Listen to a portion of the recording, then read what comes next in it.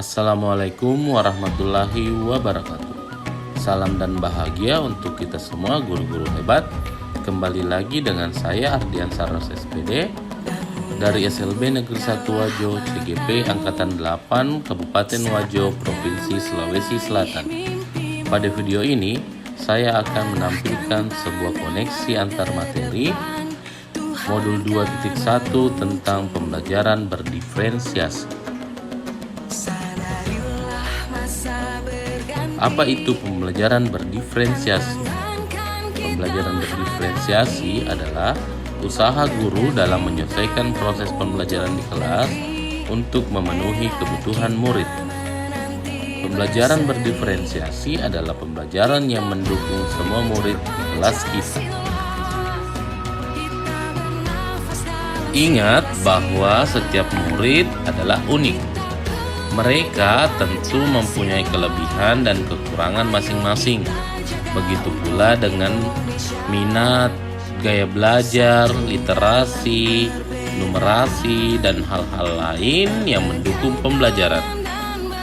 Nah, disinilah diperlukan usaha kita sebagai guru untuk memenuhi kebutuhan murid yang berbeda-beda, agar murid merasa nyaman saat belajar di kelas, dan tentunya tujuan pembelajaran yang kita rumuskan akan dapat tercapai. Selanjutnya, bagaimana cara untuk dapat melakukan pembelajaran berdiferensiasi di kelas? Pertama, memahami tujuan pembelajaran. Yang kedua, merespon kebutuhan belajar murid. Yang ketiga, menciptakan lingkungan belajar yang dapat mengundang murid untuk belajar. Yang keempat, melakukan manajemen kelas yang efektif. Dan yang kelima adalah melakukan penilaian berkelanjutan. Selanjutnya, berkaitan dengan kebutuhan belajar murid, guru harus memahami 3 aspek berikut. Yang pertama, kesiapan belajar murid, yang kedua minat murid, dan yang ketiga profil belajar murid. Terkait kesiapan belajar murid, mengharuskan kita sebagai guru untuk menilai pengetahuan awal dan menentukan apa yang murid telah ketahui dan di mana murid berada. Selanjutnya, untuk minat murid, minat setiap murid pasti berbeda-beda. Minat adalah salah satu faktor motivator penting bagi murid untuk terlibat aktif dalam proses pembelajaran. Selanjutnya, profil belajar murid. Di sini, profil belajar murid terbagi atas 4. Yang pertama, lingkungan. Yang kedua, budaya. Yang ketiga, gaya belajar murid. Dan yang keempat adalah kecerdasan majemuk. Selanjutnya, kebutuhan belajar murid dapat diidentifikasi berdasarkan cara-cara berikut. Yang pertama, mengamati perilaku murid. Yang kedua, mengidentifikasi pengetahuan awal. Yang ketiga, mereview dan merefleksi praktik pengajaran. Yang keempat, berbicara dengan guru sebelumnya. Yang kelima, membaca rapor murid pada semester sebelumnya. Dan yang keenam adalah menggunakan berbagai penilaian formatif dan diagnostik. Selanjutnya, strategi untuk mendiferensiasikan pembelajaran. Yang pertama, diferensiasi konten. Yang kedua, diferensiasi proses. Dan yang ketiga, diferensiasi produk. Diferensiasi konten. Diferensiasi konten berkaitan dengan apa yang kita ajarkan pada kurikulum, seperti materi, konsep, dan keterampilan. Diferensiasi konten bisa dilakukan dengan membedakan pengorganisasian atau format penyampaiannya, bukan mengubah atau menurunkan standar kurikulum. Selanjutnya, diferensiasi proses. Diferensiasi proses berupa kegiatan yang memungkinkan murid berlatih dan memahami atau memaknai konten dengan cara membedakan proses yang harus dijalani oleh murid.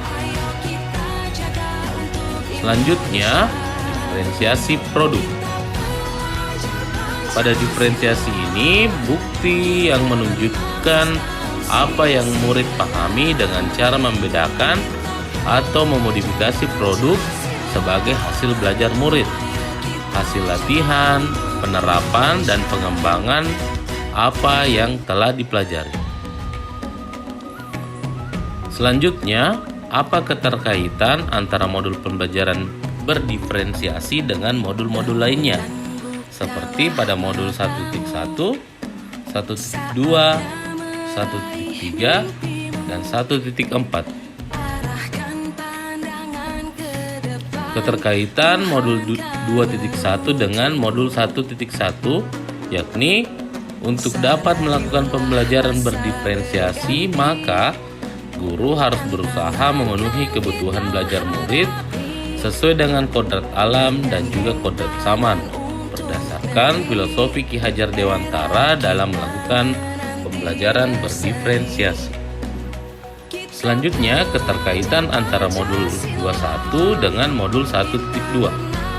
Dalam melakukan pembelajaran berdiferensiasi, seorang guru penggerak harus berpihak pada murid, reflektif, mandiri, kolaboratif, serta inovatif dalam menciptakan pembelajaran berdiferensiasi agar dapat memenuhi kebutuhan murid.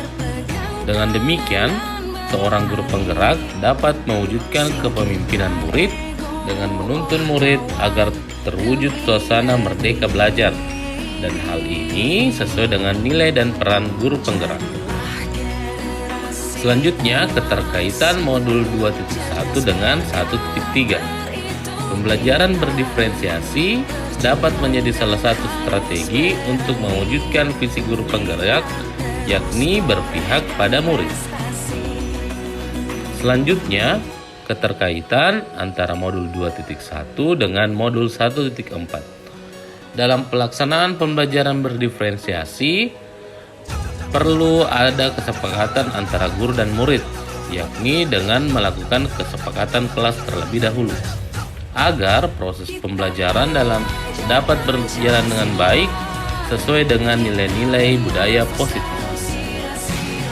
Ya, mungkin itulah video dari saya. Semoga bermanfaat, guru-guru hebat. Terima kasih banyak. Salam dan bahagia untuk kita semua. Assalamualaikum warahmatullahi wabarakatuh.